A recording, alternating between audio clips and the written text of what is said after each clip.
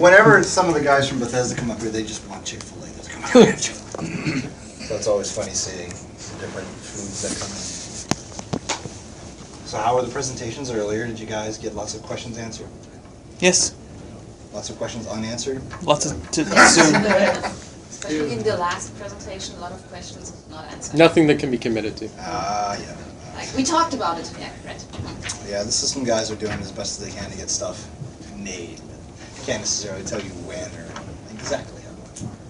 So I think I mentioned this to a few of you, but Brian is the PvP lead, but more specifically, he's the PvP systems lead. So he does not. He does. I'll explain it. Don't worry. He does not deal with things like AoE caps and crowd control problems. And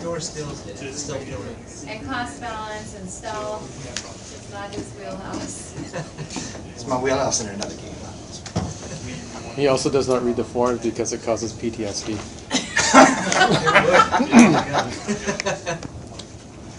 Believe me, I've seen lots of Wheelers who just go kill himself. They should have, you know how they do the celebrities read tweets that are... Sad tweets? Oh, yeah. That was going to be part of this presentation. You should do that with the forum posts. Something like, I've read the posts and then have like Everybody Hurts playing in the background, but we would have brought you a a cookie. little bit too combative. I would have shared my cookie. Yes. Would have shared your empathy. Would have been a pity cookie. Pity cookie? I'm sorry, what?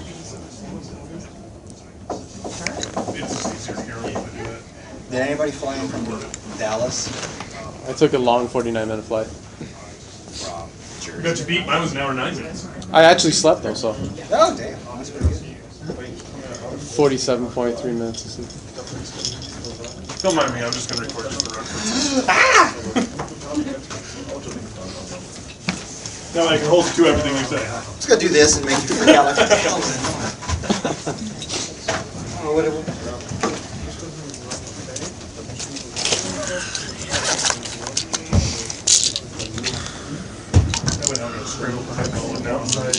Migraines. They dim the lights up front here for you. No, it's a genetic condition. Every day. Are everybody accounted for, Gina? I'll get rid of it. Yay! You're from mostly Harness, right? Yep. You guys won the PvP thing? You won the PvP Everybody have their Oh, nice. laptops ready and notepads ready and laser beam eyeballs ready for me? Alright. So here's your first major controversial Q&A of the day, probably, that'll come up. I'm Brian Wheeler, the lead PvP designer, and we'll get into all the fun things of what you see on the screen. In case anybody is new to it, what AVA means is Alliance versus Alliance. There should be another versus Alliance there, but we wanted to be short and sweet by just saying AVA.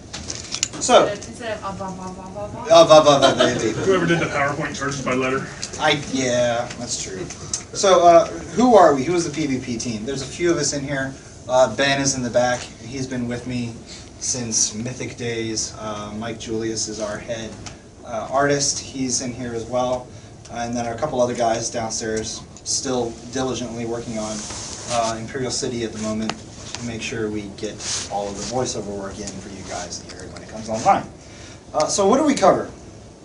Basically the keeps, siege weaponry, campaign rules, how you get alliance points, how many alliance points you get, any of the content that you fight over.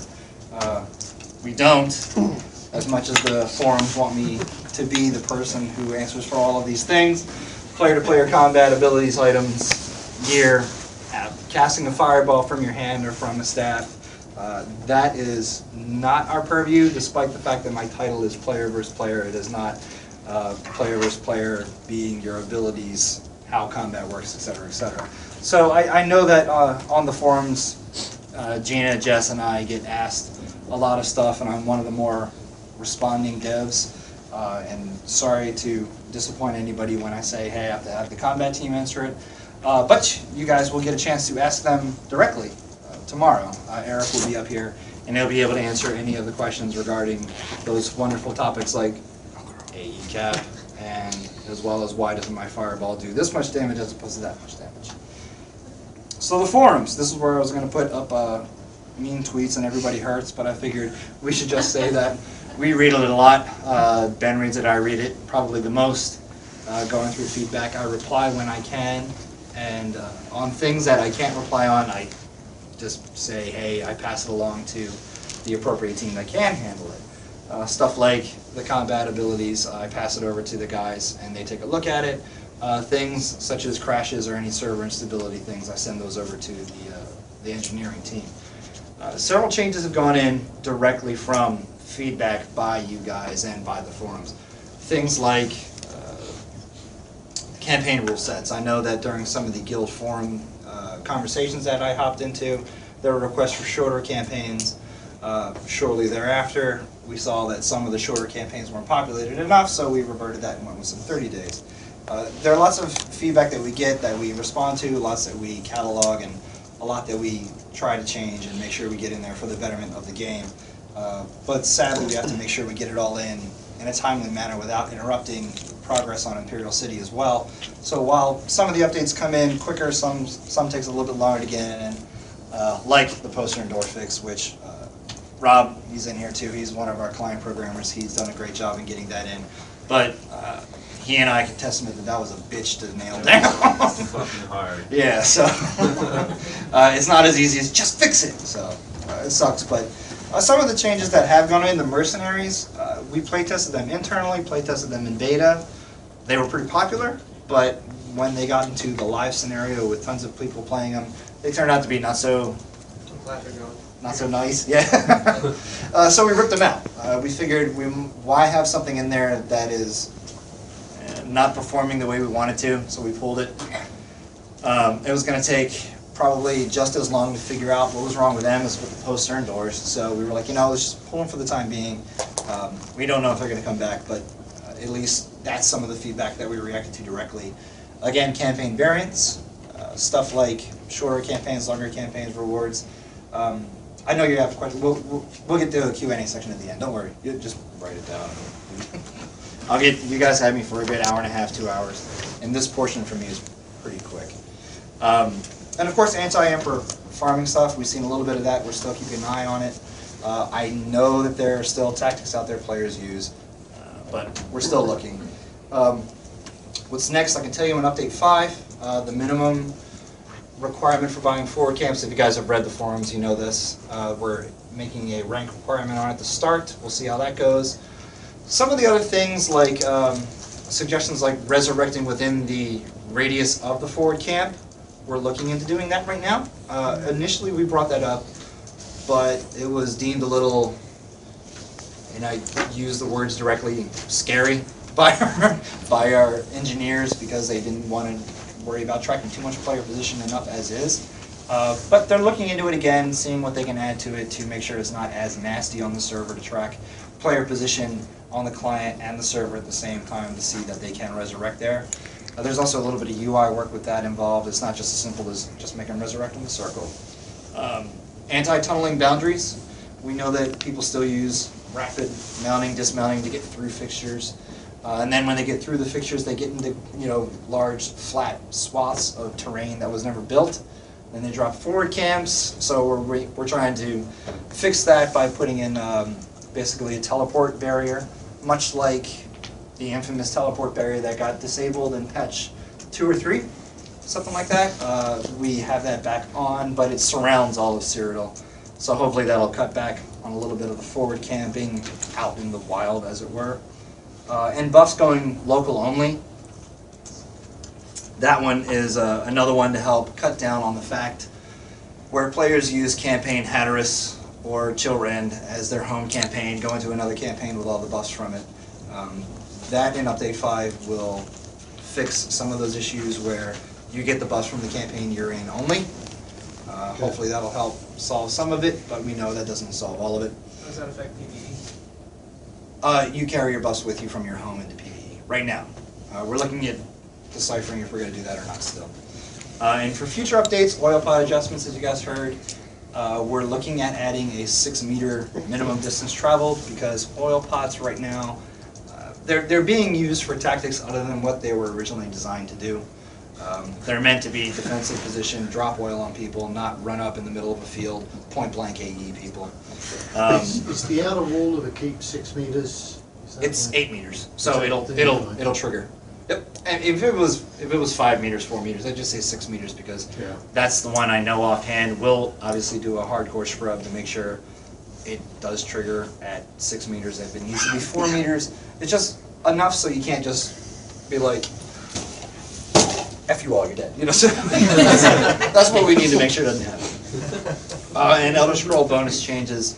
There's been some requests to make them a little bit more, for lack of a better word, sexy.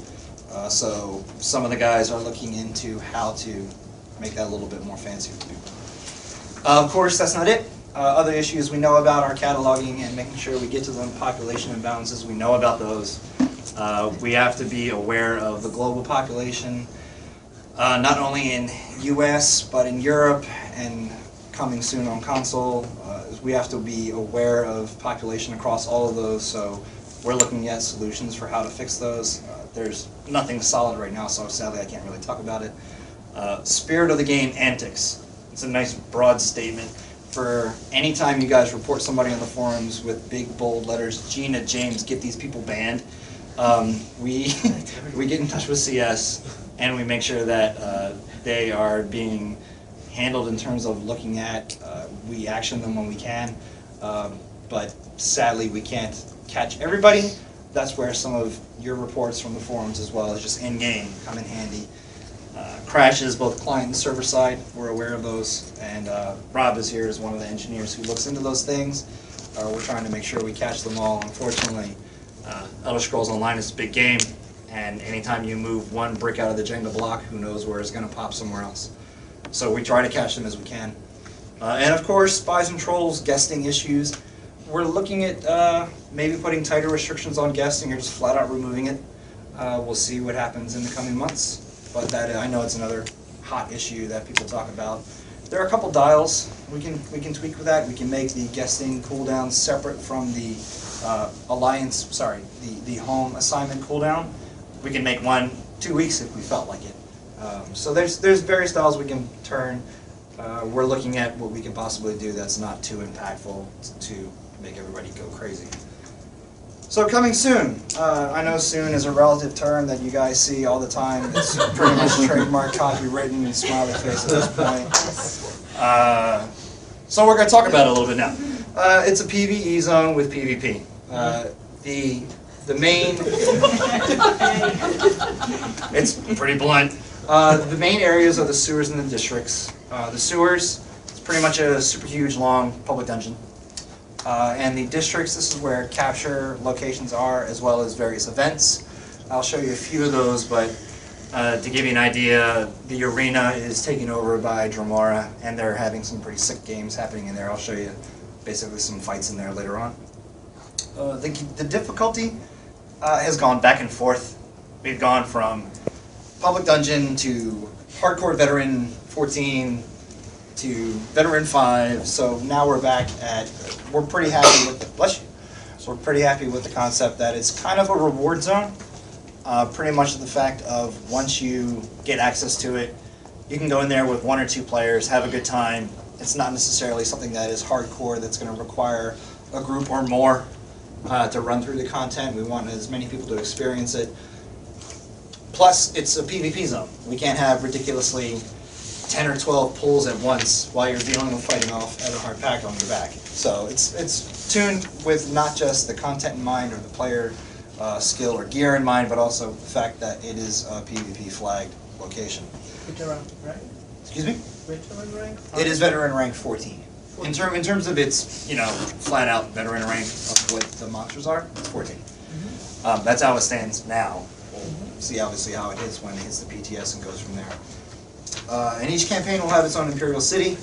I know that it gets a little bit back to some of the population questions. One thing that we can assure you is that the population in Imperial City, as well as Cyrodiil, as well as the caves in Cyrodiil, as well as the sewers in here, all share the same population cap. So you won't have to worry about, I went into Imperial City, I'm trying to get back into my campaign to help them out, take a keep. and I can't, and I got a queue. Is once you're in Imperial City or Cyrodiil, you're considered in all of those things. So you wouldn't have to worry about queuing to get back to where you came from or queuing to get into Imperial City. It's all under the shared same population cap. More PvP in my PvE. I know at QuakeCon we said one side at a time. During testing, it just wasn't enough.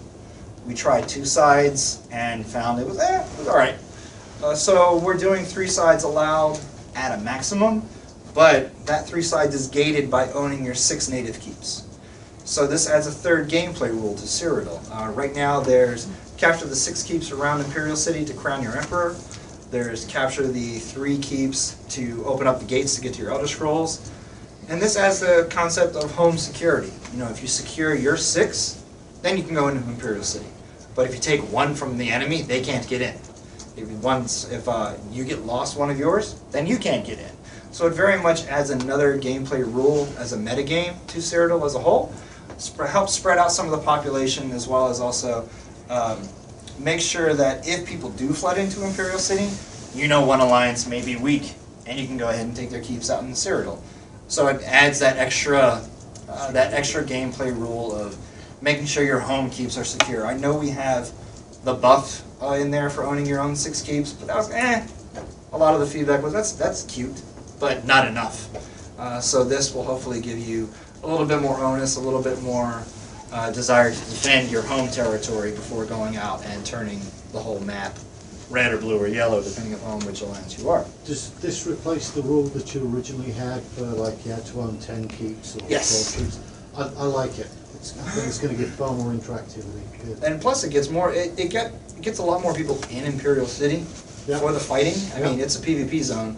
Granted, the wipe, running through, burning through, killing everybody on the way is great. But then when you clear them all out, it's like, all right, well, I guess we'll hang out for a bit or log out.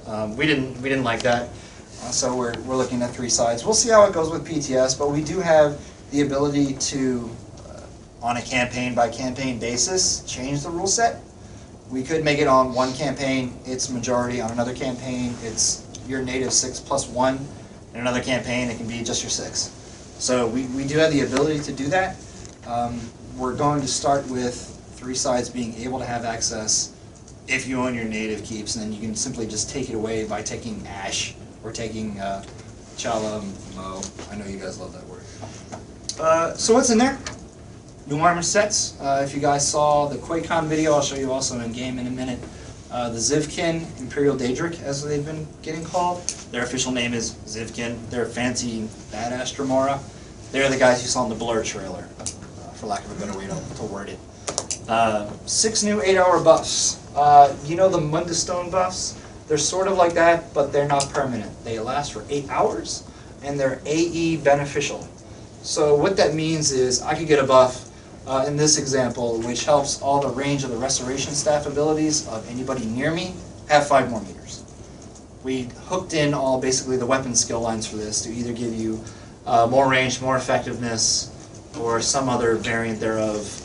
We'll nail them all down for you later on, but this is just one example of one of the 6. And we wanted to have a nod to the Divines. Their placement has changed. I also stated in QuakeCon that we were going to have all 8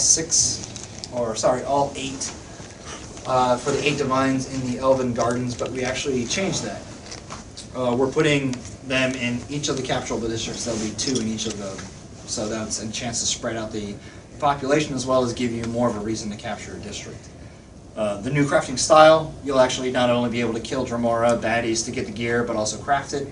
Much like I think Michael and the items gang just talked about, they're looking at how they're going to source it. I don't know if we're going to source it as chapters or if we're going to do it as a single book. They're going to see how things go over with the Dwemer, right? See how that goes. And obviously, there's going to be lots of stuff to kill, to get loot, lots of XP. All the quests in here will have their experience and XP and gold cranked up to the highest possible that we can give you for more of a reason to go in there, and not only for PvP, but for PvE. So, it's a lot of talk. I don't know if you guys have been in game yet today. So instead of talking about it, this is the entry location for Old Mary. I know there's a big hullabaloo about we only play Daggerfall. That's BS. I play Old Mary. But this is just an idea of kind of how it looks and how it sounds. Hey, we have sound. Our sound designer, Matt Conway, would be ridiculously happy about this. You get to hear that lovely robo voice that you haven't heard in so long. Don't get me wrong. Too simple. Blah, blah, blah, blah, blah. Anyway, the general will give you the gist of the story that, hey, it's taken over. We don't know exactly what's going on up there. Report to some of the Fighters Guild contacts we have up there. So he'll send you on a basic quest to go up into the districts. Is this like a secondary save zone?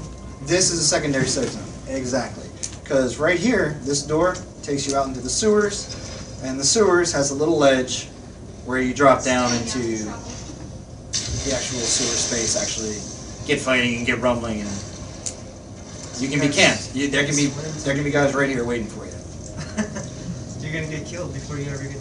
Well, there's that, but there's also the fact that there's a door over here you can also use to go up and down. I know that there's going to be people camping it, etc., which is why we had the water. But also, this is something you don't see right here. It may be listed in this location. No, good.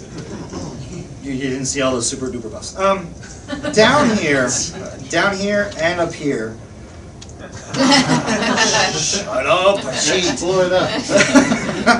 Up here, much like at the back of keeps in 1.4 or 1.3, it was 1.3. There's a chain suppression pull zone up here. So as an ally, I can't yank people up here. Sorry, as an ally, in quotes. And also down here, there's back in the lower location, there's a suppression range for you not being able to jump up. So this area right here is safe. The range, you can actually shoot people that are down there. So in terms of the worry about getting camped, we've seen that this leads to a lot of fighting right here, but also the simple fact of I can just come down that door, pop through and kill people too. Also, we all know with Mage Light, I can find the stealthers that are waiting for me too. Can you put siege up there? No siege is actually allowable in here. It's a funky, screaming server restriction where, for lack of a better way to word it, we can't have things get spawned in by the players in many locations besides Cyrodiil because it chews up a lot of processing power on the server, and that's why you won't see things in here like keep walls getting blown up or some of the things that you're used to in Cyrodiil. But obviously the NPCs still have their collision, that's a client-side thing that we want to ensure, and plus the rats you can walk over them, it's okay. You gotta change the lighting so they can see. Yeah. Is that better? Darker? How's that? Yeah. No? Am I the only one that just wants to? That was just Can you guys at least see your notes? Can you see your notes? Everybody, you need to adjust your eyes. Let me check. If you die Yes. in here and you don't own it, where do you spawn? Do you spawn inside so you continue to fight, or do you get spawned outside? Based on the size of this space, there's two major zones. There's the sewers, which I'm in right now, and there's also the districts. So we have a respawn point in the sewers because we didn't want it to be too, ridiculously punishing. I know that there's the desire to kick you out entirely, but every single playtest we've had about it, that has resulted in people coming in and wanting to skewer me. So we know that that's one of the things that players want, a sense of kicking people out. But we don't want to be too penalty.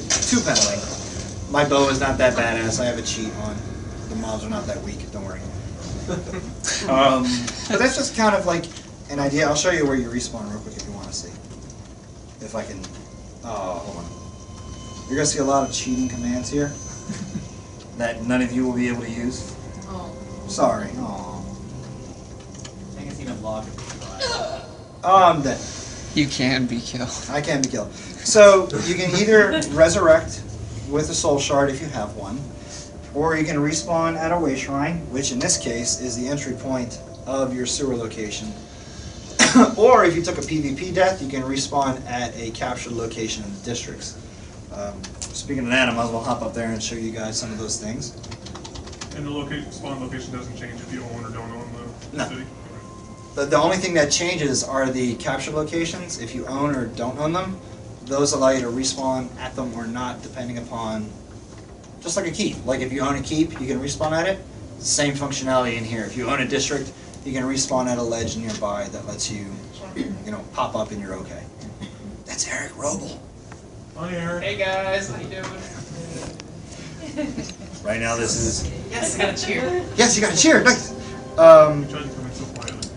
So the sewer entries all pop up just like this. And you come out into the territory.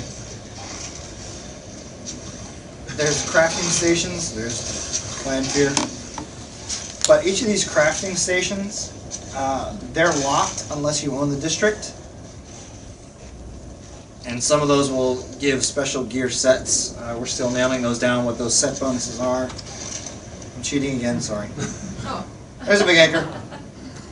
You guys should recognize that from outside of Cyrodiil. Now you can actually see it while you're in here. Alright. So, some of these are very, very, very placeholder because obviously we're not going to ship it with a gray box and blinking discs. Some of these things are in the middle of being changed right now as we speak. But to give you an idea, if you could see in your head, it's not a gray podium, but much more some Daedric stone with a Molag Bal sigil in the middle of it. That ray of light you should recognize from around keep flags to show you that you own it or don't own it.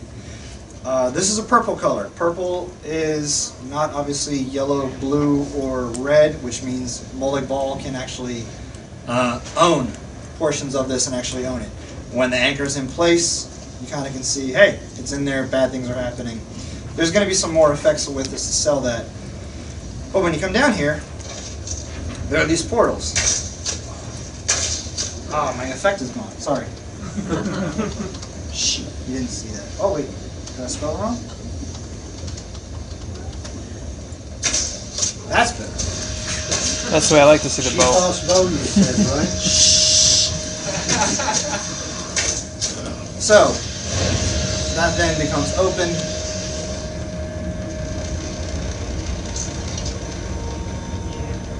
You get sucked into a portion of Cold Harbor up above. I know some of you are going, oh, Cold Harbor, you gotta be kidding. But this is much more on the sense of you're on the offense as opposed to just trying to sneak through it and stay alive. I'm probably gonna cheat down here. So here's a pinion. You should be able to recognize that from Dark Anchor work. But also, there's the Zivkin armor. You'll be able to craft that. That's the heavy. This is light. You won't be able to have those gross eyes, and that's a Grievous Twilight.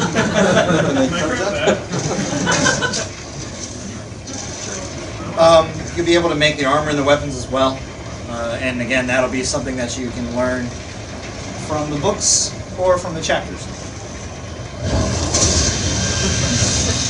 I know, it's terrible. I don't do these things on live, I promise. I'd be fired if I was. So, you siphon the energy off the pinion. Go by him. Go back to the market district.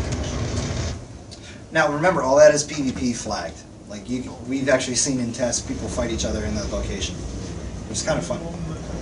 So these guys are now defending the pinion. If you were actually in this location when that buff gets activated on you, you see how my hands are kind of have this glowy look?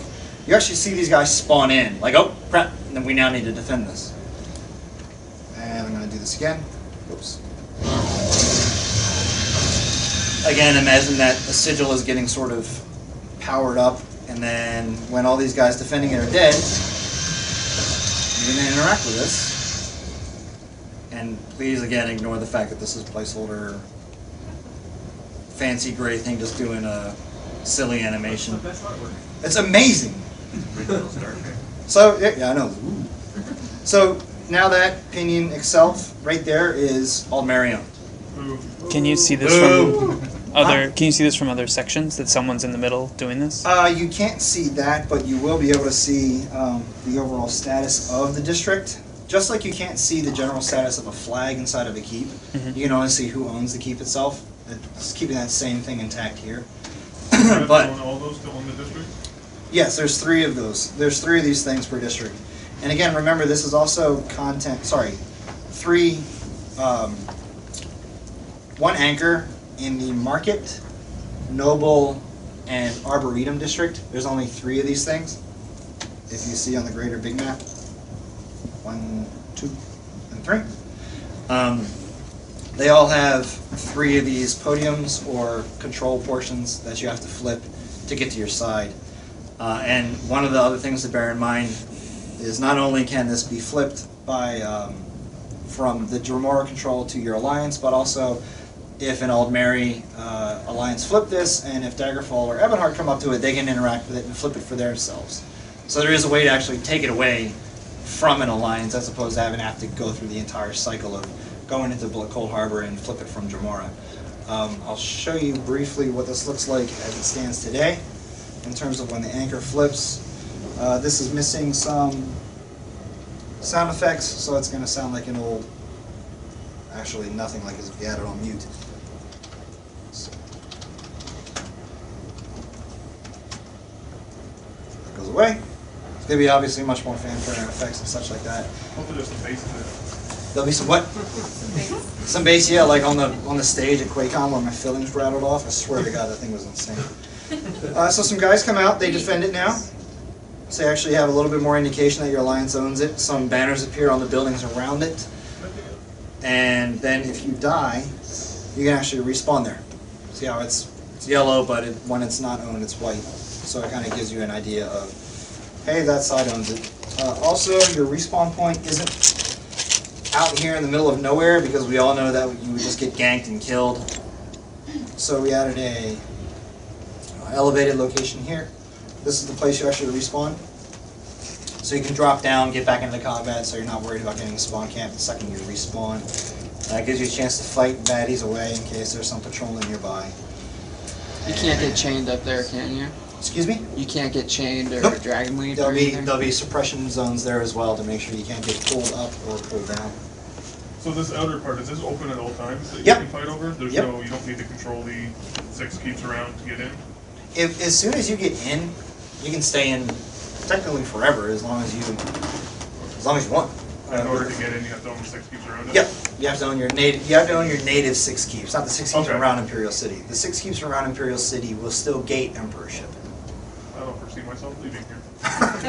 Hey, that's good. You might want to start kicking people when they die, So, yeah. because I'm not leaving. So if you lose, if you don't have lose a a keep, respawn point, you won't be able to respawn in there, will you? You can't respawn in the district. Like if I die right now, You can go back I'll to the do it. sewers. Respawn in the sewer. Oh, durability. if you lose one of your home keeps while in here, will you get kicked out? No, you don't get booted out. That again, we noticed was a huge frustration point. And I know that there is a generational gap here that we're trying to span. I very much appreciate the hardcore badass What's gonna... side of PvP.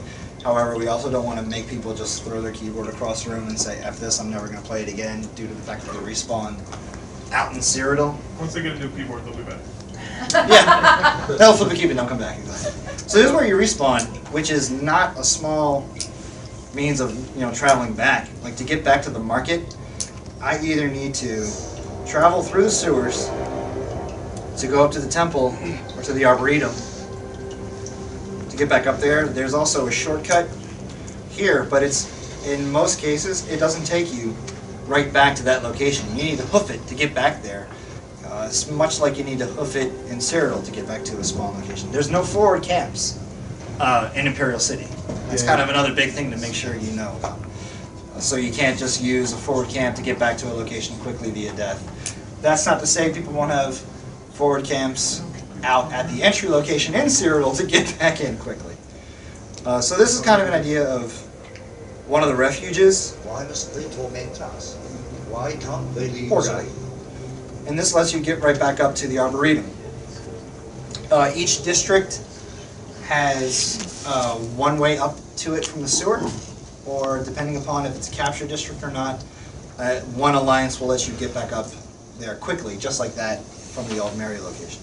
Could you just press your map quickly right there, just so I have an idea where you popped out at? Right about here. Gotcha, okay. Yep. Thank you. And where I was before that was way up here capturing Yeah. the market. Yep, yep. Actually, the market may be recaptured, but let me jump here real quick. This is one of those, hi, wherever that is. Here's you don't care, that's cute. This is one of those shrines we were talking about, where you can get some buffs that last for 8 hours. Yeah, super speed. So it's, again, it's much like Mundustone. It gives you a nice little warning. This is what it's about to do. You just say, yeah, give it to me. So once you're in here, what's the incentive to go back out? To go back out? Yeah. Helping your friends fight My friends up inside. PvP. It's more of a matter of, it just depends on what content you want to do. If you want to run around and do the Imperial City content, that's fine. If you want to run around Cyrodiil, you can do it there. It's kind of another reason why. What if everybody just wants to be in there? In here, there is a cap on the zone as a whole. We're still nailing that down. There can't be, it can't be the same number as Cyrodiil, because then it's, everybody could flow into here at the same time. So it'll be a lower number than the amount we have for Cyrodiil, but again, the population is shared across both. So it is something we are aware of, and when we get into into PTS, I mean, that's technically a beta for this, we'll be watching those population caps much more intently to see what the right number is. So there's no way, if we don't have any keeps in my alley, that my people there in the city come out. If you come out, you can't get back in if you don't own 6. But they will not kick out. No, they won't get kicked out. If they want to be, They want to stay in. They will not help for getting the keys. Right. Unless they have to get their. I get what you're saying. They haven't to help. They have to help. You have to. If you log out, you can log back in the same location. Like if I log out right here, this is where I log in. So you have to control the 6 keeps around the city to get in. No, you own 6 home keeps. your 6 home keeps. Oh, 6 home So Logo should be the same as these Cyrodiil. 6 if you're a Daggerfall. Okay. These 6 if you're Alt Mary. These 6 if you're Ebon. Ironically, Brian, this might help cure some of the lag issues of the population of May. Cyrodiil. It may. I've asked recently about what's been going on with 1.4. Why are things getting laggy? They're looking into it. And it may help, like you said, spread the population out, which would have less of a concentration of players out there. God, that's a nasty sound. It's so gross. There's a Flesh Colossus. I post. Pretty sweet. He's hurry. One of the... God, that's terrible typing. Everybody asked about the arena. If it's going to be... you can hear them actually talking right now. It's not necessarily a Dragon Star arena, but it is a small wave event. Considering the fact that it is in open space, we couldn't necessarily do the same depth that the Dragon Star arena does, but it is a wave event that I'll get to here to show you. And this is open PvP as well, right? Yep. Everything is PvP. And this is the very center circle of the map, right? No, this is this portion.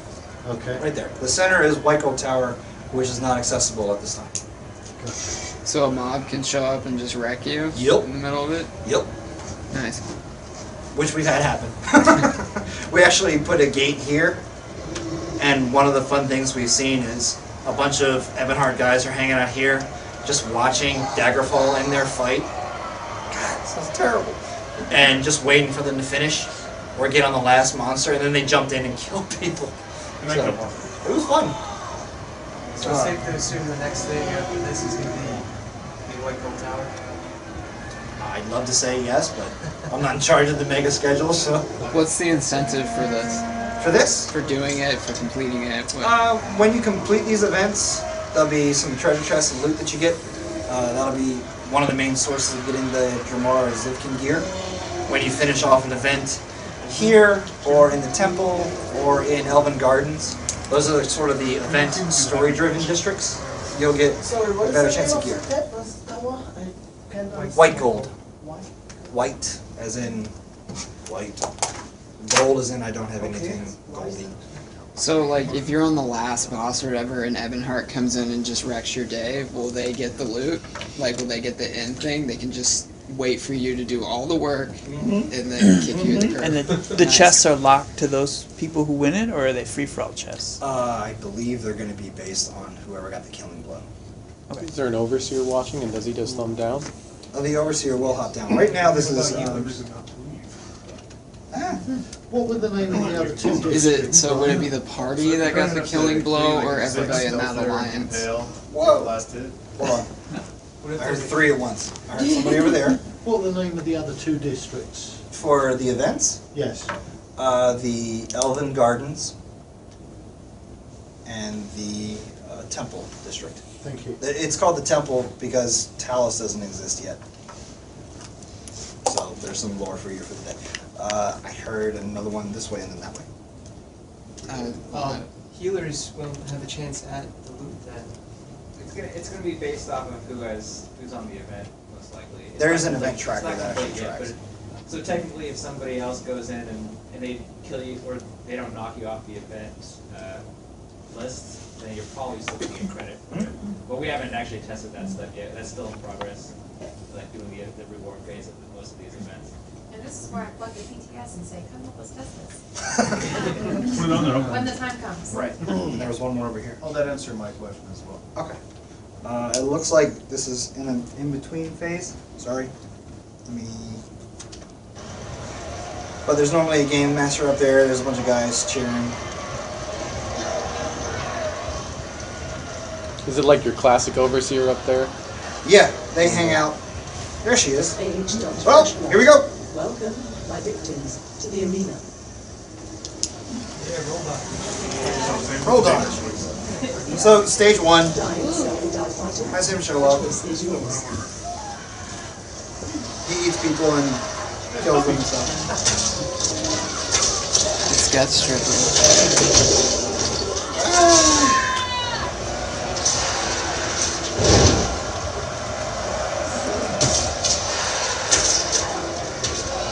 Oh. Rob's not very strong.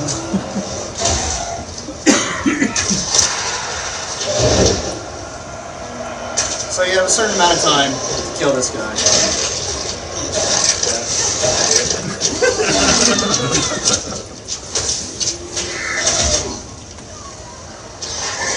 Cheated. Such skill, true talent. But just wait. Hello. Oh, that's Conway. Just ignore his name. I know. So then this guy, this harvester shows up. She's mean. Oh, harvesters are mean.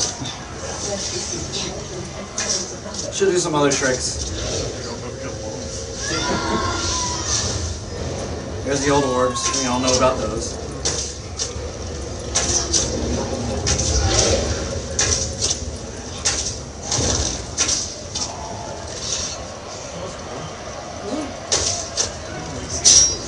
Possessed guys.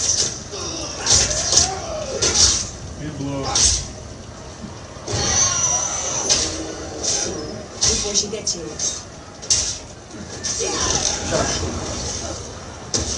So, a rare treat for our audience. Finally, worthy foes to end. I know that Robo Voice is so entertaining. It's very intimidating. It's like, oh my god. So here, she sends out her big boy.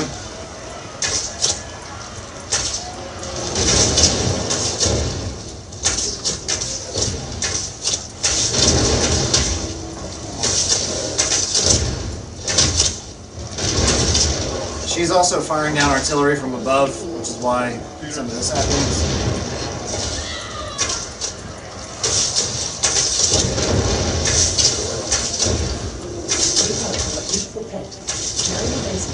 So when he gets down to a certain health, she comes down here.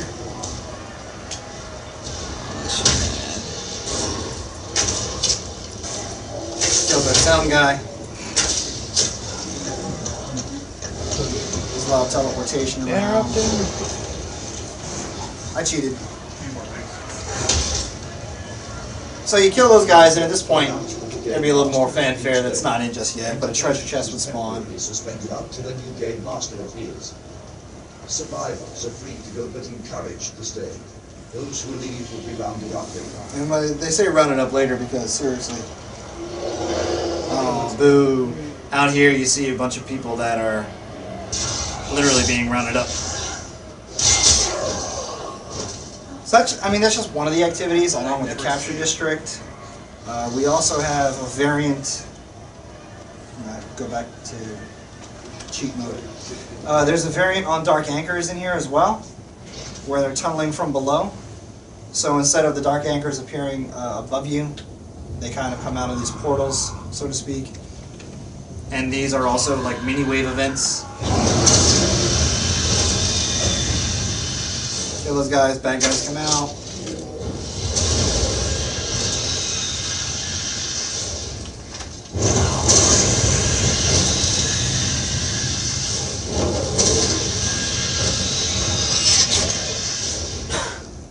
Yeah, there's a bunch of dead guys around me right now, so that's why the interaction's wonky. But just to give you an idea, you know, it's sort of another variant on shutting down a portal. And there'll be a treasure chest response in that case too. So it's not just about running around free willy-nilly, just finding people to kill. There's lots of content to do in here as well. There's quest lines that lead you through each of the districts. There's quest lines that send you through the sewers. There's lots of mini bosses and bosses to kill. So it's not just, you know, like your typical run around and do a dungeon crawl. There's lots of things to do. Lots of people to kill when they get access. And I'm going to hop back here so you guys can actually see that it gets recaptured. But I'm also going to open up questions, start firing them away about either what you saw, anything happening with Cyrodiil, and I'm probably going to end up working this way to this way just so nobody thinks I'm being Yep, I am. You got something. Like that. Sorry, I know. Try and squeeze all mine into one. So, first of all, I'd like to compliment you. This looks awesome. Really excited about it. I had a question about what you said about PvP buffs earlier. So I heard you say they'd be local to campaign, and then you were unclear as to if they'll extend into other areas. Or right now, we're making the buffs that are currently in Cyrodiil right now. Yeah. Those are going to be local. We're debating whether we're going to make the buffs that are currently in there be local and not outside of PvP. That's the debatable portion right now. The thing we know is going to happen in 1.5 is if I'm in Bloodthorn, and I go to Hatteras, I'm not carrying buffs from Bloodthorn or Chillrend. I'm getting the buffs from my alliance that is actually in the campaign that I'm in. However, if I'm in, let's say, Aridin, I'm going to get buffs from whatever my home kind of campaign assignment is. Okay. So I know that's sort of one of the other things that is deemed as part of a problem. Hey, they recaptured it. Part of a problem that people are using the home buffs for raids and for PvE things, or sorry, trials. That's why we're not quite fully convinced that we should rip it out in terms of having it be a PvP only. Okay, so you're saying that the buffs may or may not continue to be in raids, or they will not be in raids? May or may not. We haven't sold one way or another on it just yet. This is actually this is a pretty important topic for some of us. I know some of us are in more PvP oriented factions, but like for instance, UP in North America, maybe we're just not as good at PvP. I don't know. Okay, we don't hold any buff servers. So the point is, let's envision you're a player. You work 9 to 5. You come home. You want to raid. You don't really PvP. Should you be forced to go out, secure a buff server, obtain and hold those buffs before you can compete in a raid? Because these endgame content events are only balanced once. Right, and I know so that the difficulty, there's not 2 levels of difficulty. Yeah. You see what I mean? So it breaks the raid experience for people who don't have the buffs. I think that the raid guys or trials guys are trying to make it so that the raids are not as dependent upon needing these buffs and treating it purely as a bonus. And the fact of you can beat it, but you don't need these buffs to do it. I know that there's a perception of, well, we can't beat it if we don't have them. And there's that in-between step of I have enough gear to be able to beat it and I don't have enough gear to be able to beat it. and this helps bridge it. I think they're trying to soften that blow. And that's why it's such a hard thing to say, shut them off or turn it off. That really creates another problem now, because if you balance the content to be, it should be balanced for no buffs. Okay, now if you have the buffs, it's too easy. Then you rip through it, right? That's why it's so. So like, that's why it's not easy. the only real logical solution is for them not to be in instance events like that. You can have them out in the world. Oh yeah, I mean, it's like breaking the balancing of the game. Right. You don't think so? I would love to speak on behalf of the Trials team, but I can't. But I get what you're saying, that it is a very delicate line to balance whether you require these or they are truly a bonus. And that's why it's just not as easy as turn them on, turn them off. That's why any of the new buffs that we create from the Divines, that is a PvP only buff, because we don't want to have this compounded more so. Where it's like, well, we got to go to Imperial City now, and we don't want to have that type of a feeling that, well, if I don't have the keep buffs, we can't do the raid. So we got the keep buffs, but now we need the Imperial City Divine buffs, and now we need to go into Imperial City. We don't want to compound on top of that. So it's very much a case of we're looking at the game as a whole when we add anything from this point forward. But also the trials, we need to make sure that they can be done without them. It is a tricky situation, and that's why it's just not as easy to flick their off or turn them on. I get what you're saying. People are going to say that anyway, though. I know. Yeah, it's a very tricky thing, like exactly what you're saying. Some people work 9 to 5, they can't be on all the time to secure the keep bonuses. Right. And it's hard.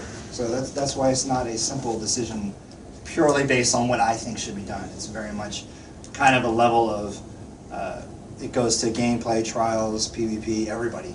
And that's why it's just not that easy. Decides where PvP buffs are active? It's kind of a group of us that have to decide it.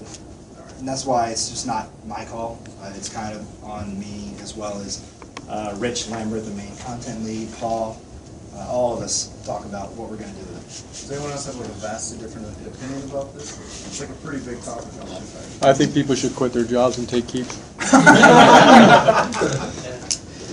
No, I have to say I agree with them. Like the PvP buff issue is a major issue for those of us who are clearing at the top level. I think us, myself, ZB, and Mist currently are the ones that have cleared Dragonstar Veteran, and obviously it's been a major point of contention for all of us, right. As to the difficulty of the content based on those PvP buffs, and it has significantly affected it. Yep. That's why, again, getting back to that point, it's not as easy as just saying we're gonna shut them off. Just like, hey, yeah, no problem. It affects the whole game, which is why it hasn't been turned off yet. And that's why we are or aren't going to do it. We're still debating about it daily. Working my way over. Yep. I'm gonna make a suggestion. Can we make resources more strategically valuable? Yeah, right now they're all pretty much the same feeling. We thought about doing that. So whoever's phone up here, by the way, their battery is low. Yeah. Do you want me to hit the OK button? No? Okay. It'll just keep going. Yeah, we've actually talked about making the resources have a little bit more meat in terms of either having them affect the keep walls and doors more so, and have the keep walls and doors much weaker initially. There are many ways we could go about doing that. But yeah, we've talked about it. And it's one of the things that we can do. Bless you. That isn't a heavy load on any other systems in the game. That's something we can change internally. We've talked about doing things along those lines too. Yeah. I got something about emperorship. Sure. Is it ever going to be kind of tailored towards rewarding the people that are actually leading? Because an emperor should be a leader. And what an emperor is today is the guy that has the most time to grind out his AP. Yeah, we had several systems written up prior to launch. What we were going to do, sort of,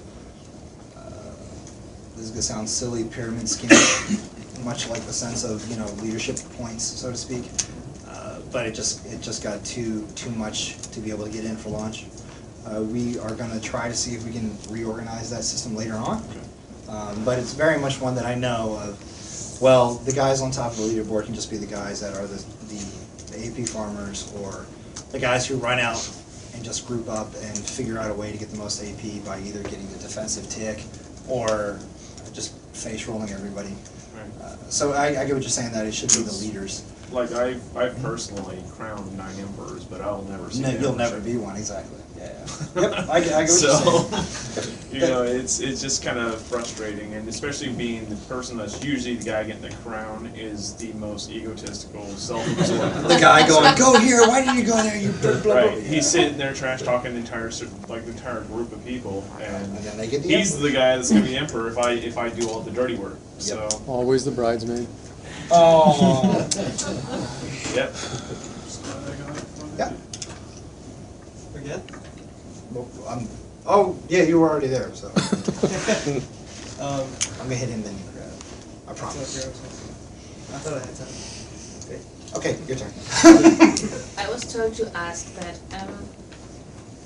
there are quite a few objects that you can use in Cyrodiil, like ballista and the oil and wall repair kits and all that stuff. And you use them on the same quick slot menu as you use your buff food and your drinks and all this. And I was told that it is so much that another quick slot menu just for PvP items would be nice. Like you have it for baits, because you always have to think about which items can I pick with me in my quick slot menu if I also have to have my 3 buff. If I have my 3 potions and my buff food, and then I only have place for this, and I can't pick this with me, or I have to switch it, and yeah, another quick slot. I'll bring that up to Chris and the UI guys. And even on that, if you can fix the quick slot thing when you try to choose something from the quick slot menu in Cyrodiil, that menu is jumping up and down. You're trying to get trying to slot move and ballista, and it resets, and I mean you can spend 5 minutes literally just trying to slot a ballista. Quick fix for that is just in your inventory, pick it up, and then hit Q. You can drop it in, and it won't jump around on you like that. Didn't know that. That's a good tip. Thank you. Yeah, I'll pass that stuff along to the UI team. Sorry, you remembered? Yes, my guild was wondering if you can increase the radius of the defense ticks for defending a keep to like a little That one's tricky because that varies on a keep by keep basis. Based on proximity of where the resources are next to them. We have to actually paint those things out. It's not as simple as a circle radius. So in some cases, we can expand them, but they may bleed into a resource location, and in that case, you wouldn't get a defensive tick or a capture tick at the resource. But yeah, we can look at some of those. If you you're have chasing the enemy raid out and you're already over. and you're already away from the tick, right? You're at the resources already. And like you gotta run back. We can look at the subturns. Yeah, we can take a peek at We some can of probably those. making some overlap might have problematic. But we'll see what we can do. Yeah. Can you increase the speed the tick occurs at? Yes. That would be the easiest thing. We've done that once. I can do it again, but remember that the tick would also result, if it's a faster tick, it would also result in fewer AP getting distributed. That's the only thing. I got no I'd problem. rather have fewer than none. That makes sense. What if when you leave the area, it just gives you whatever you would have earned with that? Yeah. We've thought about doing that. The only worry about that is marking the record on the player that they've earned credit, and that's another bit or two on the server that it always has to track. I mean, it's a great idea. It's just a matter of storage and tracking and bandwidth that the server has to worry about monitoring every frame. So it's definitely things we've thought about. There are conversations I've had with our lead engineer about putting credit differently. Right now we have credit based on the person who's killed, not as the person who's doing the killing. Possibly reversing that may fix some of those things. But they're still figuring out what's going to be the best way to do it. You? So back when we had issues with the mercenaries, Right. we just took them out of the game. They weren't helping players so much, kind of detrimental gameplay. In open beta, I played in there. We had mostly harmless. We had the like 2 main groups, and then we had a covert op group go in and like weaken walls that we would know where it's weak. But then that's when people didn't have forward camps, and so But now they have forward. now there's forward camps, and if you hit map, I don't know about the other campaigns, but on DC, almost every keep has one in it, whether it's under attack or not. Because when people are dying, they see it's under siege. Oh, I'll respawn there. And there's nothing more demoralizing than having your group at the front door. You have 3 guys up on the wall looking for forward camps. But then in that one tower, one goes up, and then they just pour out. Yeah. Like that, to me, is breaking the gameplay. That's where we're talking about having it so you can only respawn at a forward camp within the radius of the forward camp. Not enough. Can you take them out until you fix that? Until it's fixed? We've thought about Like you doing did that. with Mercs? We thought about doing that as well. Our first step is increasing the cost, not increasing the cost, increasing the requirement to buy them. If there's still issues, we can, like you said, shut them off for the time being. There will still be issues. I know there will still be issues. Because what's raising the rank that you need to be able to buy them. The people that are low level, they don't have the AP to be able to buy them. The people that are the higher rank are the ones that are buying them in bulk. It's not going to help the problem any. It's going to compound it. Yeah, because then the guilds that are farming the people people that are doing this tactic are the ones that are going to have the camps to be able to do this. The people that are getting farmed, they're not going to have the AP to be able to even get anywhere other than their home base. That, to go with that question, are they mailing it to themselves or putting it into banks? Because we are making them no trade as well. The faction, just pull it out of the bank. You already got it. So. Yeah, we are trying to make them no trade. There's some crazy restrictions on that. So they sell very well in the stores. I know they do. 10,000 gold each. There are some other things that we can look at with those. Like I said, I know that they are a big issue. They make death meaningless. Yep. Like any place you die, you just find a forward camp and you go to it. Can you make them so that you can only put them outside of the keep radius or an objective radius? Because that way they're at least exposed. That may be doable because we have an alliance restriction already that you can't put them into an enemy one. We could probably just adjust that so that you can't put them in any. Right, because then at least it's exposed, and it's not like they spawn up in some tower that you can't even really get to without getting obliterated. As long as post and doors are properly and fully fixed, there's nothing worse than a friendly forward camp in front of a post and door you can't walk through. And then one of the things we looked at is we actually had members time how long it takes to walk from one keep to another, and it was like a minute and a half. And then some people are saying, well, I want Call of Duty, I want to get in the battle, I want to be fighting all the time. And then I bring up the PvE side of, if you die in a trial, you might be sitting there for 5 minutes while they finish the fight. What about those people that want to get back in? Like, is waiting 5 minutes too long? Or in our time, we timed it, and if you have a transit line, it's a minute and a half. Yeah, that I remember that same argument internally many times. Ben can attest to this as well. Like, Cyrodiil was built over the course of 4 years or so, and it was originally conceived with the concept that everybody would have 100% speed of mount as well. So that minute and a half to 45 seconds worth of time, depending upon if you're mounted, running, sprinting, anything like that. Lots of the tests were deemed, oh my god, that's too much. Before we had board camps, you guys can't believe that every playtest we had, like, you need to respawn closer to the action. Right. So and it's been a bit of a balancing act between trying to get that in, making sure people can feel like they can get the action. And you spoke about two of the crowds that are at war, so to speak. Call of Duty, Halo, FPS, I need to fight right the hell now. RPG, traditionalists, hardcore, we want a war. No, you lost, you gotta come back. Yep. Along with the concept of horses moving as fast as they move now, that could be another reason why forward camps may get shut off after this first chance. We're going to see about the respawn radius, possibly not respawning near, dropping them near a keep at all. I know Atropos Andrew has some things he wants to chime in on this as well. Yeah, and my last point also, with the removal of them and making people run, you don't have 20 people drop out and another 20 drop out, and you have 40 people sitting in one spot in the middle of a battle. So then you're also moving people throughout Cyrodiil more, and then you're spreading that lag out. Yep, that goes back to supply lining an actual thing. Making supply line a real thing again. Yeah, I know that in other games, a lot of the supply lines were ripped out to promote much more traffic after the fact. This could be one of the things we end up doing as well to promote more foot traffic.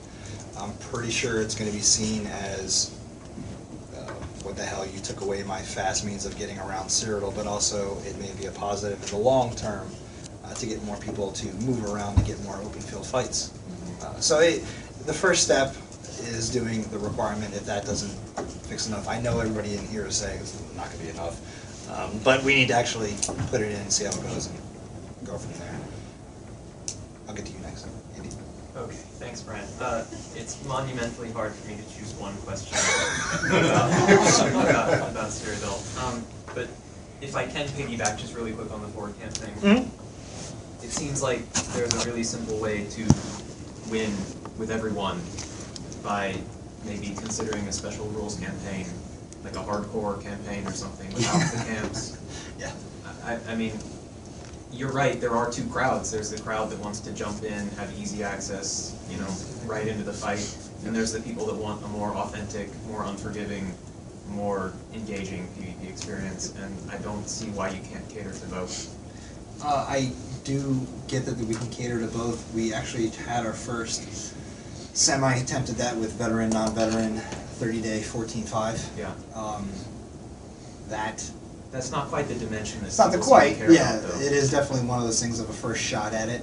I think that doing a much more hardcore rule set, not necessarily permadeath or anything like that, but much more traditionalist in terms of you get the supply line and your horse. Good luck. Yeah. That could be an option.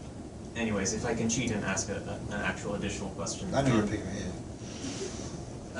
So I'm wondering a lot about your long-run vision for the structure of alliance points and alliance points rewards and PvP progression and how you grow your character through PvP, because I feel like, I guess as a DAOC veteran, and then even in comparison to other games that aren't quite as much like the PvP holy grail as DAOC, there just is not really PvP progression in ESO. I don't feel like people really care about alliance points. I don't really care about alliance points. I would like that to matter more. And I'm wondering how, you're adding more places to fight, but should there be an element of just more than just PvP just for fun? There's also some way that you're growing your character, because there's not currently really. We have talked about, Eric is in here too, he can kind of chime in on this if he wants to. Hey guys. We've talked a bit about expanding the Alliance skill lines to be a little bit more meaty, but nothing too in-depth just yet. I do think that there are opportunities there to expand on the Alliance point system, not just for gear, not just for potions, but for investment in my character. I mean, it really relates to the issue that Ben raised, is that at the moment, like, APs are met, but like the only real reward in Cyrodiil is Emperorship. Right. And so it's a very much you're either first or you're nothing scenario, and that's that's disappointing for a lot of people. You're either first or you're nothing. And I mean, if you're not first, you get APs, but who cares? Yeah, what are you spending on? I got gear. Okay, like, I don't know. Yeah, I Part think of the problem right now too is there's no cap on gear, so as soon as we release a new season of gear, you can just buy everything because you have all the AP, right? So if you can only get a certain amount at one time, then we come out with new gear, you can buy one piece, but then you'll have to play for a while to accumulate enough to buy more and more pieces. And while, I mean, like Eric said, that is one means of progression. I get what you're saying, though. There isn't the... I spec my character out for crit and stealth mastery right now. But then this patch came out and made that class do this instead, so, ooh, I need to respec my character to be able to do this instead. I get what you're saying, that there is a little bit of an opportunity missed there where we could take alliance points and expand on character development a little bit more. I think that is something we would like to do in the future. I don't know where that stands right now in the grand scheme of things, however. But yeah, I very much would like alliance point progression, as well as just PvP as a whole, to give you a little bit more character depth. Not just the fact of, I got my 5 skills and my my passives from the alliance, sorry, 6 skills, and passives from the assault and support lines. We're seeing what we can add. I'm just going to knock some quick suggestions out and never put my hand up again. One, using the resources to be able to actually upgrade the keeps. So if you hold the keep, you have the ability to add additional defenses to it. 2 additional siege machines, like breach towers, things of that nature. 3, like the DayZ system where zombies spawn on players, how about having rifts spawn on groups of PvPers and drop a bunch of Daedra on them? And 4, which actually connects to the point that was just made, A group of our membership was interested in adding more positions other than Emperor. So the examples that they gave were things such as if you held a certain keep, like Blue Road Keep, you could become the Baron of that keep, and it would give you defensive bonuses when defending that keep. And it will give you more, once the Emperorship was taken, it will give you more positions to kind of aim for, so there was more functionality out there for people to actually want to compete to get those different positions. We actually, sorry, I didn't mean to cut you off. We do have the ability to add, this is gonna sound stupid, a runner-up. Yeah, like Seneschal or, you know, Emperor's Little Buddies. List and skills that we can add in, maybe. We just never got the time to add it because it requires a lot of extra work to be done in terms of making the abilities and the PFX and all the other things to do it. We do have the option to add in runner-up rewards for the Emperor, like the next 10 or 20 people in line that would have possibly been the Emperor, or people that actually helped them out. Local keep buffs or something else, kind of like what you were talking about, making yourself a Baron. Would a local keep buff kind of do that, or do you want to like just one person? I think it should be a local keep buff where, you know, your faction obviously has to have the keep, and then someone could kind of be declared the Baron of that keep, and it would enforce for people to want to defend certain keeps, because you'd have a group of people that want to defend this because they get bonuses for defending, and they also get to keep the title that they've obtained. Maybe if that particular person that claimed the keep, the guild, is at the keep when it's being attacked, they get like some AoE buff for everybody that comes and helps protect. Again, not overwhelming or anything like just that. Something like an extra. Something to aim for. Yeah, exactly. Something that makes it worthwhile. Brian, the thing that Andrew in the front row, not Andrew here, brought up was the idea that I passed along to you from them, where like if you are holding the lumber mill, you could get lumber from the lumber mill to reinforce the doors on your keep. Yep. Right? And same thing with like the other objectives. We have keep upgrades, but they're a little passive. invisible. They're like how they work in Yeah. Forever, where you could physically choose your upgrades, which I know we had talked about doing that a little bit before launch, but it was one of those things that's pretty involved in terms of adding UI and adding.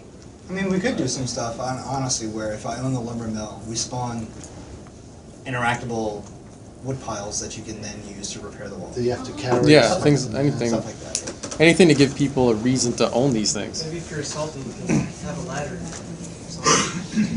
That's the breach A ladder tower that thing. shoots out really far that you can run across. Grappling trailer. I have some questions to the Imperial City. What's the point to hold all the 3 districts, and what's the point of the 3 other districts? And is there a mega end boss at the sewers? Also? There are some big bad bosses that are hiding in the sewers as well as that pop up in here. If you own all 3, there isn't any sort of meta you own all 3, because they get recaptured within 10-15 minutes, maybe, Ben? Depends on if somebody's willing to defend it or not. Right. The data will come back and recapture it. So it's more of a matter of just reinforcing your position in Imperial City to be able to respawn in Imperial City up in the district. That's kind of one of the main bonuses. The other main point is that, I know they're not appearing on the map right now, just the one, the dye station. If you own a district, either, you know, if you own the market district, the crafting stations in here actually open up for you where you can craft the gear, where if you don't own the station, you can't craft the gear. And we're looking at having the market district, the noble, and the arboretum. Each of those will have a different set bonus in terms of the gear in each of those. So the set bonus from here may be just crazy thing out of my brain. Extra crit damage. Another one may be extra. Pops a blade turn, and another one may be, I don't know, you can run faster. And you only can get this if you have this If I own that district. Yep. Okay. And you can only craft it if you own that district. Okay. That's the immediate, like right now, thing. Besides the fact that you can respawn. Okay, the 3 districts and the arena district. But The what's arena- the 2 other districts? Yeah, the arena, the temple, and the Elven Gardens, they're much more story driven, and that'll be sort of kind of where you get a better sense of what's going on in the city as opposed to what do I get out of the city for me. It's more of a matter of they help tell a bit of a story to it as well. In the temple district, for example, they're trying to kickstart the playing meld again. That, you know, in the beginning when you get stabbed when you create your character, they're trying to do that all over again that you help stop. So it's a little bit more of a story-driven area, but also you get gold and loot, and there'll be treasure chests to find. There's a new gear access thing that we're adding in here called Imperial Caches, where if you kill various Dremora and NPCs throughout the territory, you'll get a key. And it's going to be an Imperial key or a Daedric key.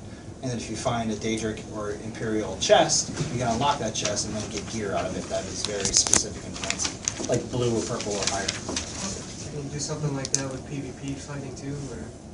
Not just yet. I know what you know, loot from players would be awesome. Well, I mean, like, there's all this PvE stuff coming in, but PvP is just, it still seems like a side. Yeah, we're working on trying to get more stuff into PvP. The entire team right now is focused on getting this to you guys first, and then we hit Cyrodiil as we can in stride with this. It is tricky to balance the two. I won't lie. I watch the forums and fix what I can and bring it up to the engineers when I can, and we fix what we can. But making sure that we get this to you guys in as good as possible of a state without ripping resources out of here to put in Cyrodiil to add more robust systems. It's a tricky balance, and we're doing our best to keep everybody playing Cyrodiil while getting this done. Do you think after IC hits live, your focus will shift back to? I would like that. I'd like that very much to do so. Yep. I have two questions. One's relative to how the people will get motivated to get into either the Imperial City or just to continue the war effort in Cyrodiil. As you said, we have a lot of alliance points today, but there is nothing we can do with it. Nothing to spend it on. Yeah, and also for the alliance ranks, we have the same problem. Past the rank 24, there is no reason to go beyond this cap. Because Past 24, there's no reason to go beyond it. Yeah, once you have reached level 24 in Cyrodiil, you are rank 10 in the Alliance skill tree. Oh, I get you. Yeah, okay. Yeah, I got you. so there is no reason to go beyond this point. And also, if you look at all the bosses you can find in the Imperial City, my expectation is that you will take time and spend a lot of effort to get these bosses down. But what about the reward? If the reward is not that great, people will be a bit disappointed. Yeah, so it's very important to always make sure that people are well rewarded for their effort. So it's very important. So I would like to know if you have plans to make sure that this will be the case. And also, okay, Cyrodiil looks great because you can. I'm pretty sure there will be a lot of great fight with the other faction in Cyrodiil, like there was in Dark Age of Camelot in the Abyss dungeon. And but what will make the people get outside of the Imperial City? Do you have some plans like increasing the buff of the Elder Scrolls, so when people get an alert about their scrolls being stolen, they will be willing to get out to get out and defend them. Which order do you want? We'll go in the first order. The first order in terms of Alliance rank beyond 24 doesn't net you anything with your skill lines. Again, we're looking at expanding the skill line tree from Assault and Support. That'll be obviously more stuff you can strive towards getting. The cap, in case anybody was curious, is Alliance rank 50. Yeah. But it takes a year to go to this cap, it's a long cap, yeah. We are looking at expanding, going back to kind of what Andrew was asking about, what point and purpose do I have for continually PvPing to advance my character. We are looking at expanding the Alliance rank abilities to see what else we can add to it to have you progress more towards higher ranks. We've toyed with the thought of putting in Alliance rank specific gear. We haven't put that in just yet because we're a little worried that it may be too elitist. But people like to show off. Exactly, that was the other point I was going to say. People like to show off. There were some people that was a proposing system where the stuff that you can have either in the Imperial City or even in Cyrodiil could be linked to a certain rank. So when you reach a rank, you unlock the right to wear this gear, for instance. So that would be a new motivation for people. Yep, we thought about doing that too. Going for the Elder Scroll buff question. That gets back to, during the presentation, we talked about reanalyzing the Elder Scroll buffs to make them a little bit more quote-unquote sexy. When you lose them, we want you to feel like you should go back and resecure those things. That'll help pull you out of Imperial City. To go along with that, we are also looking at the keep bonuses. To go back to the question about the PvE requirement of, we need the bonuses to do trials and raids. Maybe making them as a holistic change across the board for when people try to do trials with the buffs, making the buffs a little bit more interesting as well, not just a simple crit bonus or weapon strength bonus. So we're looking at all those things to make sure that people just don't stay parked in here 24/7. And is there any chance that all these progressions is ever linked to the new champion system? For instance, when you get a certain rank in Cyrodiil, Alliance rank I mean, then you unlock some passive abilities that you can then buy with your champion points. You know what I mean? To the guys' next presentation, right? Yeah. They come up next. I think that's linked. It's the same thing for PvE, for instance. You can get a lot. You can have a high rank in the Undaunted skill trees, but to a certain point, then there is nothing you can earn, so you are blocked in your progression. There is no more you can do.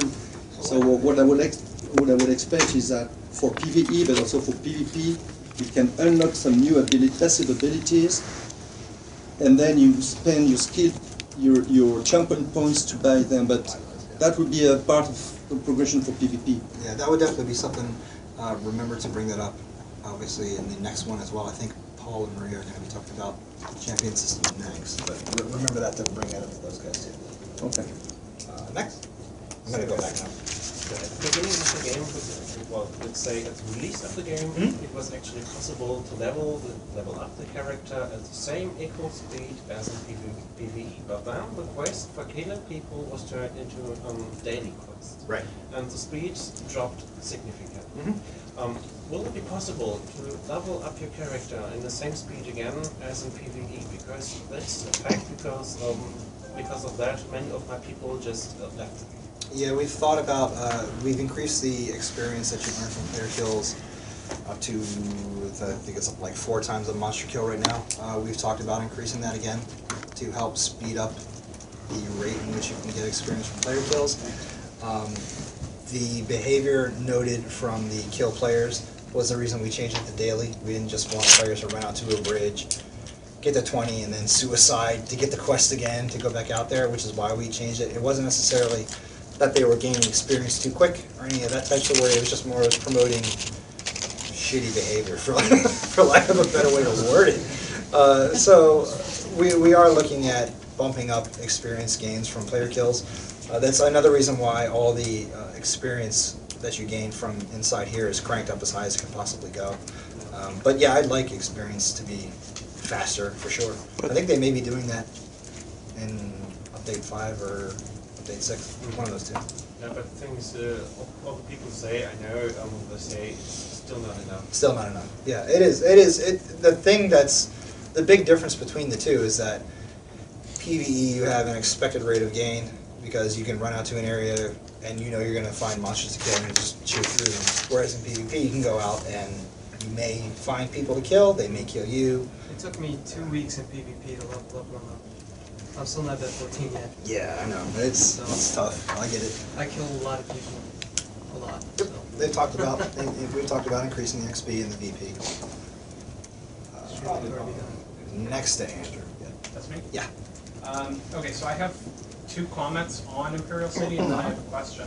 The first is in your sewer section, when you were showing the zone where you have 2 doors, one of them is raised and the other lowered. with that water section. Yeah. I just wanted to comment on, as the opposing faction, it would be really, really easy to gank and completely deny that whole area. Just because of one pillar I saw that was right in the corner of the room. There was a pillar where you'd be able to hide behind it, and you'd be able to kill every player coming out the door, but also pick off all of the people coming through the water. Because when you're in water, you're completely vulnerable. There's nothing you can do if somebody attacks you. That's why I find it so odd. Like this far you come in, there's a river. Yeah, we've thought about lots of solutions for that. We may be able to pull the water out because we have the chain and the jump suppression abilities. That may help. But yeah, it's definitely one of those tricky things where the reason we put the water in the first place was because people were chain pulling people up or dragon leaping up from the ground. So we're like, okay, fine, let's just put water there because you can't do jack. But now that we have the subzones in there, maybe we can pull it out. It's something that me and Mike can work out to see if we still need it or not. The other complaint we would then need to worry about is, oh my god, I took falling damage. Not as much, but I get what you're saying. There's Just if you definitely did Dirty and just put stairs. Yeah, it's true. Well, if you put stairs straight up, like if you could do a double ledge. Yeah. But there's got to be a ledge for sure that they just can't right up. And, Yeah, we originally had a double ledge. Yeah. But if there's two doors, you still have the option not to take the water door. There's that door down there. I mean, but then people could be chilling out right here, just like, come on out. So it's actually behind, if you were to turn around there, right there behind, next to those boxes right there, you would easily be able to kill anybody who came through the door, and then just around the corner is the pool. Right, so So you the can pool's hang out right here there. or here. You could easily kill all the people coming up the stairs out of the pool as well. I'm just imagining this from my point of view, because this is exactly what we would do. Yeah, it's definitely one of those things that we'll toy with a little bit more about this water. I know that we put it in initially because of the Dragon Leap Up and the chain pull up issues. But we managed to get some new tech that actually suppresses the range of those abilities, so you can't yank and you can't jump after we put this in. How big are these used? How big are these points? How often you can find those points, those two farming? Oh yeah, that's true. Yeah, it is. I mean, is it big or not? Or? How big is the sewers? As big as another zone I can't mention. That you guys ask about all the time. What if you put a cascading waterfall down in front of it so people couldn't see you coming out the door, so the group would actually jump through the water from the waterfall, and it would give you some sort of cover on the upper level? So like right here? Well, see how the upper platform is? From behind the waterfall and getting. Yeah, that's like you have a waterfall there, and then people can't physically see you Oh, they can't coming out of see the you, I see what door. you're saying. Yeah, And then yeah, you could just jump through the waterfall into the water, and it's kind of the option of surprise. I get you. That's a thought too. Mike. Okay, so that was. Oh, crap, yeah, sorry. That was just one of my Sorry. comments. The other one was combat the flags. So when you flip the control of that chain in the Imperial City, currently in the combat log, you can actually see those flips, and you know anywhere in the world what has flipped. And that's currently in the game for keeps as well. Like if I'm approaching a keep, I can see that the flag has flipped, even though you're not supposed to know that. Right. I don't know if that's intentionally in the API, but that is something that's there right now. I can ask. I mean, a long time ago, those things used to be broadcast. Yeah. Like center screen broadcast. Yeah. We got yelled at A lot. It was a little Yeah. It's what people wanted, but it was also just spamming the ever-loving hell out of you. But I'll ask Chris if he wants to keep it or not. Yeah, because essentially right now, like if a group is trying to sneak in and get a keep, we are able to see in our combat log that that is happening and respond to it immediately. And I can understand how that might not be exactly what's intended. There is. Yeah. I know that one. It just exposes the stuff that we've suppressed from the client. We'll work your way back to you guys, but you're next. Can we use siege weapons in the Imperial City and the sewers? Sadly, no. Okay. We can't have players spawn them going back to some of the server restrictions that we have on the zone. Yes. Alrighty, I have about 120 comments, but to spare everybody here and my back from getting up, if you could pass those to Oh shit. It will be a while. Exactly. You can Which one do you either- want me to Table of answer? contents, let us You, see. you can either read them or make paper planes out of them or do whatever. We actually feel that that's very often what happens with our comments on the forums. Unfortunately. I read them all, and I actually I know you do. I answered to your post at one time. Which I appreciate, and I'll reiterate to you, what we said one time in when we had our voice comms chat. Is that Cyrodiil for me still is, and I've been solidly MMOing for 17 years ever since UO originally came out. It is the most beautiful, most wonderful and expansive place to PvP ever, and that opinion hasn't changed. And my biggest concern, and the biggest concern for our community of the North, is that I love everything that's being seen here. I'm excited about it. My concern is that of the 450 members that we started, because of what's happening in Cyrodiil, and that's primarily the lack of response on the side of ZeniMax to exploitation and to things like emperor farming. And I know you don't want to overreact and have knee-jerk reactions and kind of like overkill stuff, but it has driven hundreds upon hundreds of the members of our community away from the game, that if we don't, and the current lag situation and the disconnects that we have right now, you add that on top of the frustration that is created with the perceived non-existent policy with regarding exploits. And I know you guys are looking after it in the background, but the perception from the player base is very different to the reality of the hard work you guys are doing here. And my concern is, I might not have people left in the guild to enjoy this. I get what you're saying. Yep. And a lot of the times when we see some of those behaviors, I've actually talked with some of the heads at the CS location. Like the first time when it was patch 3, I think, Jess called me up. God, I think I was at E3 when Jess called me up and said, there are people behind enemy gates, what do we do? I called up Rich Rasmussen, one of our leads at CS. I said, can you post people just behind the gates to watch? And I think that they do action them, but it's just not public that they get action. And I think that could be part of some of the perception.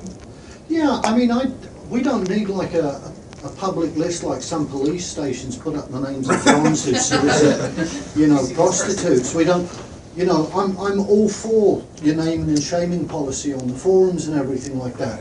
What I don't get is that if a video has been posted, and I'll use the example of the invulnerability exploit. Right. If a video was posted 5 weeks ago, it's still just posted 5 weeks ago.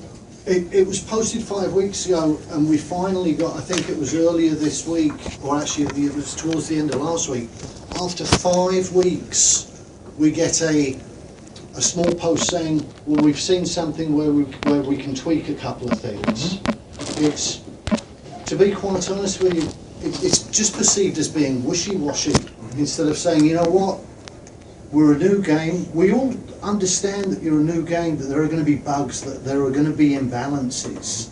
I think we all understand that.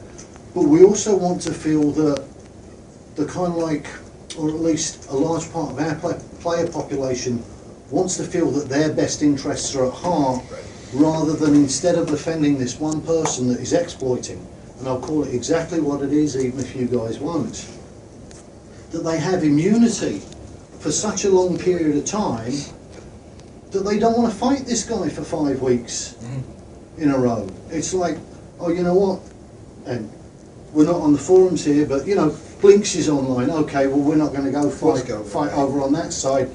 We're just going to go, or I'm going to log out and I'm going to go play Archage, or I'm going to play League of Legends and come back in maybe 3 hours time, and hopefully they've had their fill.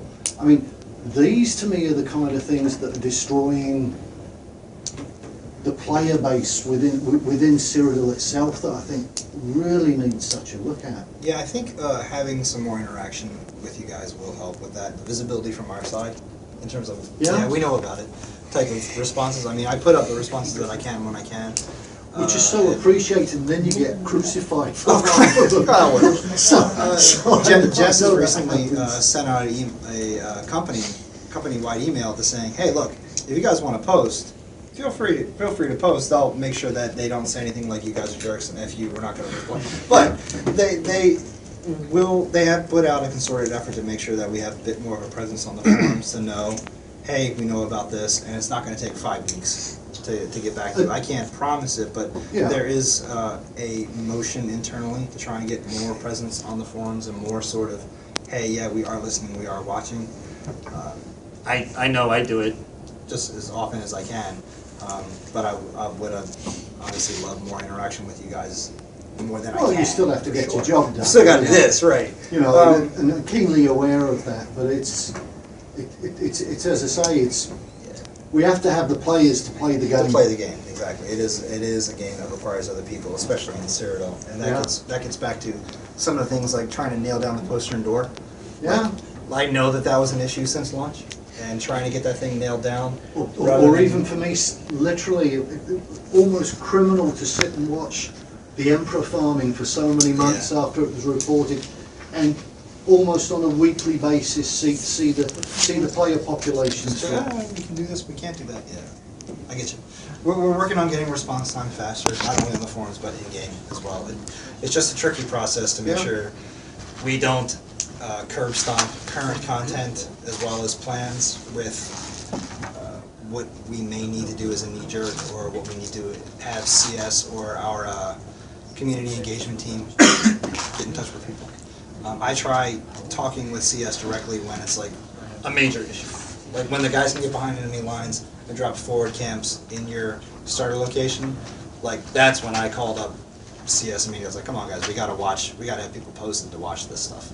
I understand and they did, that, but 4 weeks or 6 weeks later it's still occurring. It's still problems, yeah. I know. That's my point. And that's stuff that we can pass along continually.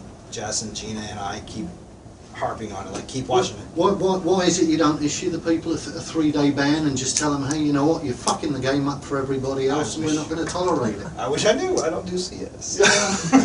When do we talk to them?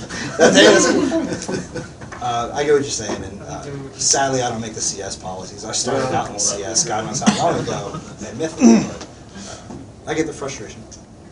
I would say 1 or 2 more questions. Can you press R? It's driving me crazy. Thank you. I'm going to sweep back over here, so I'm going to go, sorry, I'm going to go as quickly as I can, or we can just have you guys rush and go each other. I would just, real quick, I was wondering if there was any way to get to VR rank in Cyrodiil only. Yeah, without PvP. Just takes forever. Well, I mean, once you get there, how do you complete the kill Mullen ball? Oh, that killing one? It rolls over. Yeah. It rolls over. I've leveled from level 10 to VR 13 purely in Cyrodiil. It just takes a while. Yeah. You don't get to be able to get the Cold Harbor and you miss out on one of the sky shards. Well, I don't really consider that just now, but Population is a huge issue in Cyrodiil. Yeah. Is there any way to like implement dynamic locks or whatever? So the population's more even? We thought about doing some things like that. I know it would be tough to do, but if this side has 100, then that side can't get above 100 until they all equal 100.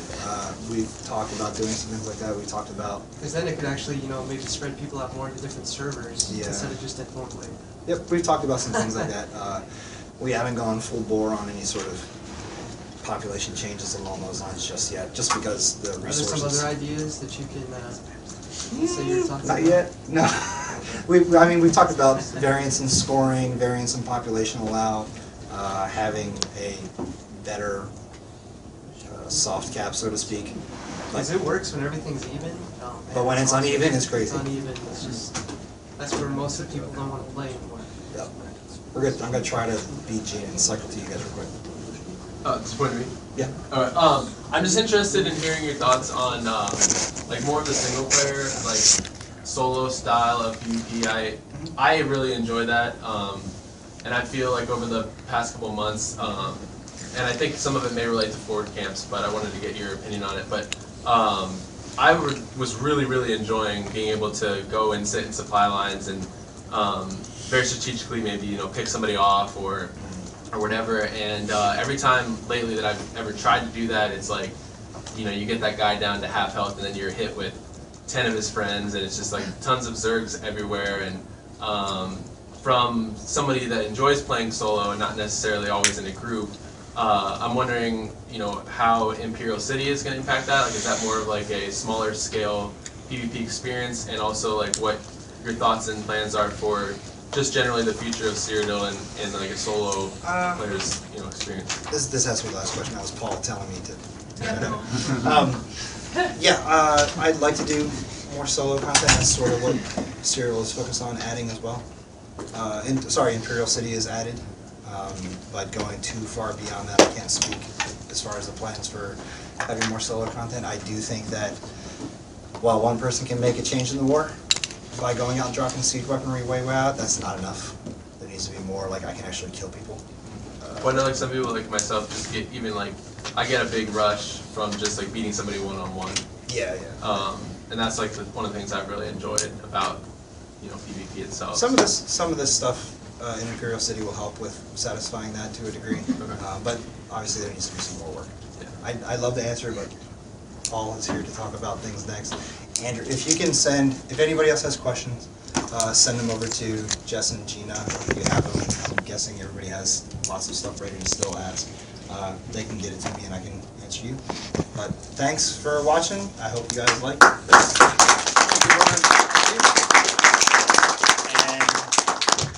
This thing is just about dead.